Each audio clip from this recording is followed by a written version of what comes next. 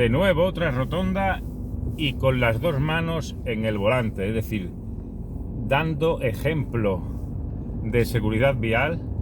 Y esto no es una broma porque las distracciones y los móviles nos pueden jugar una mala pasada, y más aún en el volante.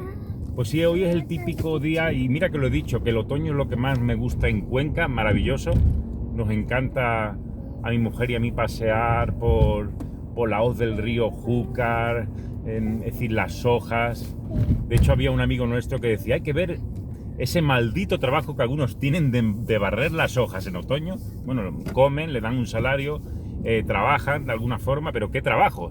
Y porque lo maravilloso que es y lo precioso que es ver las hojas por toda la ciudad, pero no, se dedican a barrerlas, que es de lo más bonito que hay aquí en Cuenca, ¿no? El otoño y las hojas en el suelo.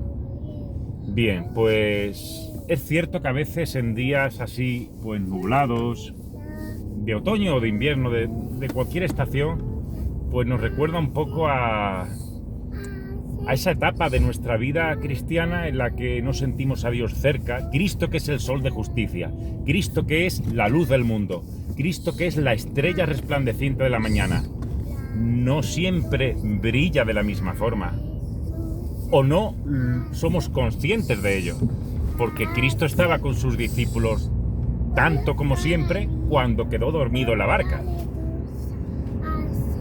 Hombres de poca fe, ¿no? Llegó a decir él cuando despertó. Es que no tienes cuidado de nosotros, y a veces nos sentimos así, ¿no? Es que el Señor nos ha abandonado, es que ya no disfrutamos de la vida cristiana tanto como al principio, en aquel primer amor del que hablaba yo hace unos días, en mi etapa como evangélico, y no siempre hemos podido mantener ese estado de estar por las nubes. Es más, ni estábamos por las nubes tanto como pensábamos, y además cometimos todo tipo de atropellos y a veces incluso de imprudencias, ¿no? Por el celo apostólico de Spurgeon y de todos aquellos predicadores a los que seguíamos, que de una forma sincera tratábamos de imitarlos, ¿no? Recuerdo en cierta ocasión que en casa de un antiguo amigo, entre comillas, pues estaba allí toda la familia, ateos, socialistas, izquierdistas o de derecha, es decir, había todo tipo de gente de lo más roja posible, ¿no? Es decir, no creían en Dios, la mayoría. Era un cumpleaños, nos habían invitado, yo llegué allí con mi nuevo nacimiento, he aceptado a Cristo como mi Señor y Salvador. Y recuerdo que, esto como anécdota no lo había planeado, pero ha venido a mi mente, ¿no? En el recuerdo de ese primer amor. Y cuidado, que a lo mejor cometimos imprudencias. Íbamos todos a comer, claro, ellos no habían rezado por la comida en su vida, ¿no? Y yo estaba, no en mi casa, ¿no? Éramos 20 o 30 allí. Yo casi ni conocía la mitad, era familia de la familia, amigos, pero ya te digo, todos de esa línea más allá de aquel lado que de este, ¿no? Entonces recuerdo que antes de comer, de pronto digo, bueno, pues solemnemente además, que ni siquiera lo dije de forma, ahora vamos a dar las gracias al Señor por los alimentos. Se quedaron todos como de piedra, como si hubieran visto a un extraterrestre. Cerré los ojos, hice mi oración, y bueno, yo no sé si hubo allí un silencio sepulcral de incomodidad, o de que a este le vamos a dar de palos, o yo no sé lo que ocurrió.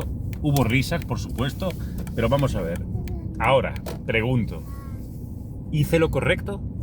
Claro, Dios valora ese primer amor, Dios puede ver nuestra sinceridad, pero ¿es del todo correcto ir así por la vida? Recuerdo en la época, y no me arrepiento, ya os he dicho muchas veces que hay sacerdotes que me apoyaban en un sentido o no me lo prohibían, o al menos valoraban como que posiblemente Dios, y así lo creían, y yo también, me había puesto allí o lo había permitido, y yo estaba allí predicando al aire libre durante años, a las 12 cada día casi, con la Biblia abierta, etcétera. Y recuerdo que en cierta ocasión, porque yo hablaba de la convicción de pecado, del cielo, del infierno y otras muchas cosas, también del amor de Dios, por supuesto, Pero recuerdo que en cierta ocasión alguien se me acercó y me dijo, pero es que vamos a ver, es que uno ya se siente culpable por el mero hecho de pasar por la plaza. Es como si ese ya fuera el pecado imperdonable, ¿no?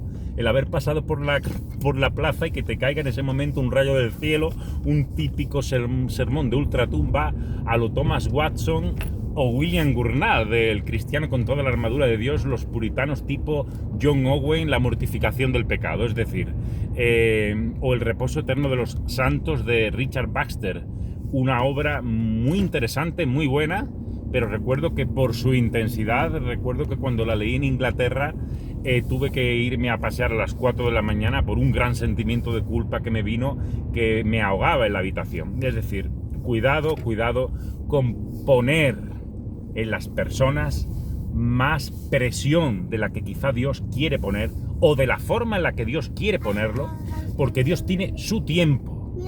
Así que en este día nublado, de tristeza, de melancolía de otoño, donde muchos han barrido las hojas que las tenían que haber dejado, no vayamos nosotros hoy con nuestra Biblia debajo del brazo o con los tomos de los padres de la iglesia dando a la gente en la cabeza a poner más presión de la que ya la gente tiene en un día triste y gris, sino que resplandezcamos con la luz de Cristo, con alegría y gozo, porque la vida cristiana es alegría, no solo arrepentimiento, que también, porque después del arrepentimiento viene el perdón y la alegría, pero por favor, Cristo dijo: yo soy la luz del mundo, el que me sigue no andará en tinieblas, sino que tendrá la luz de la justicia.